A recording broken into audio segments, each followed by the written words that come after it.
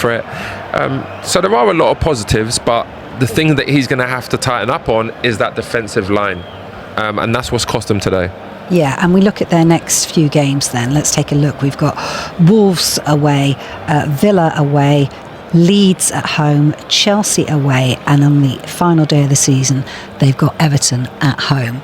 That's tough. They're tough games, especially Everton at home. You know, obviously Wolves, they're down, but there are some really, really tough games. They've got a chance, of course they've got a chance, but at the end of the day, it's looking bleak now.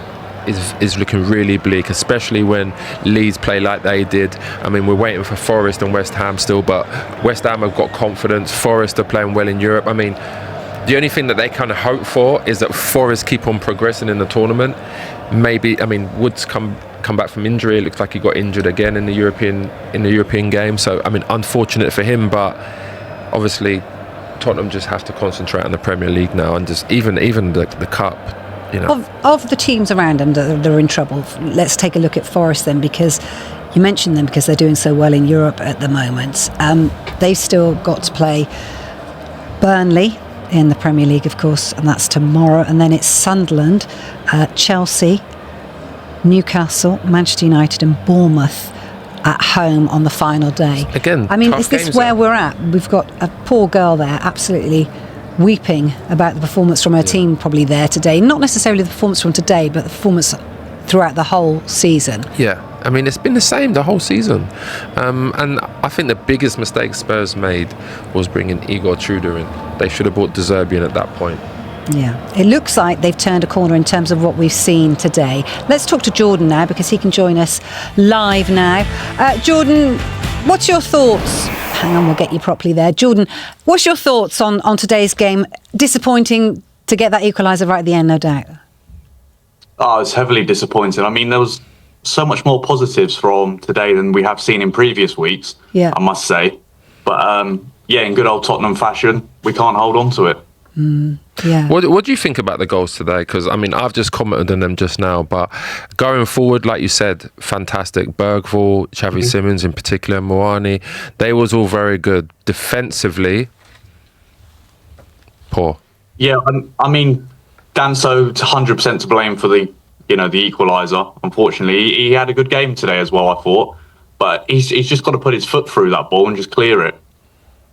Is it kind of the culmination of the season? Is that what we kind of witnessed today? You know, you saw Xavi Simons, who had a great performance today, providing the assist, getting their second goal, but almost in tears when that equaliser went in. The frustration on this team's face, is that what you're witnessing this season? You know, the utter and abject frustration from your team?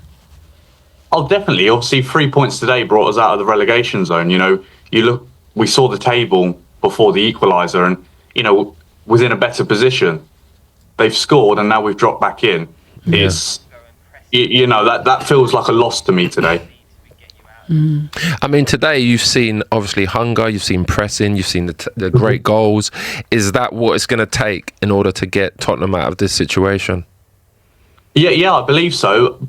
But it just raises the question, as soon as Frank why didn't we go in and get De Zerbi? Why did we mess around with Tudor and all of this experimenting that he done, playing Bergvall on the right midfield, and just absolute nonsense when we could have brought De Zerbi in and maybe been in a better situation going into this game to start with.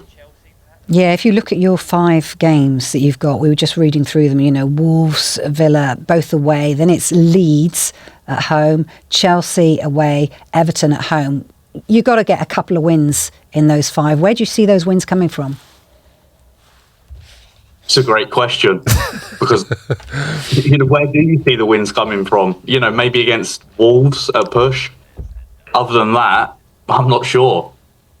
We're seeing a few messages come up on the screen here. What do you honestly think would happen if Tottenham Hotspur get relegated, and where would you expect their best players to end up? Let's see. Again, a hard question, because, you know, these are supposed to be Premier League players. Yeah, they're fighting for relegation. You know, you've got the Christian Romero, who's a World Cup winner.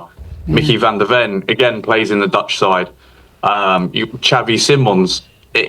You know, these are players that are European sort of competition players. They're not relegation players. So where they end up, I do not know, but it definitely won't be at Tottenham if it's in the Championship.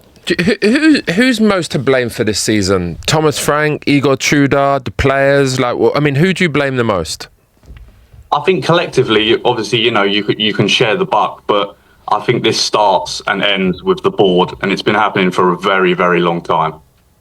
Yeah, it's interesting, isn't it? You look at you're saying the board, but in terms of your luck, and I'm not trying to be somebody that's always puts a positive spin on things, but in terms of your luck and in terms of your injuries that you suffered this season, you've got Christian Romero now out for the rest of the season as well, adding insult to injury. Can you look at that and think actually it's been a very unlucky season as well? You could. If we didn't have just as many injuries last season, you see it last season. We had plenty of injuries. We had plenty of key players out. We had the summer transfer window then to go and buy players.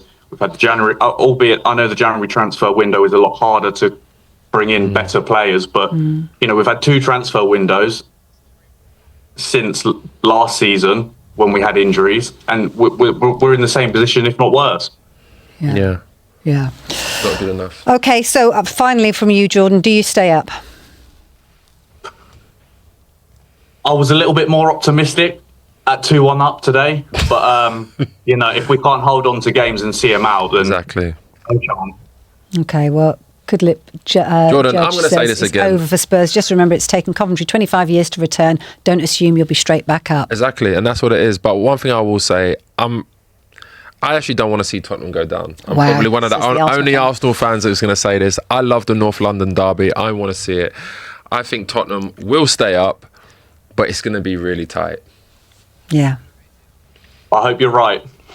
Jordan, thank you so much for joining us this evening, and apologies for the result tonight. Good, guys. Thank you. Thank you. Okay, so it was 2-1 up for Spurs at 77 minutes, but then they got the equaliser in the end. Let's take a look at the story of the match itself.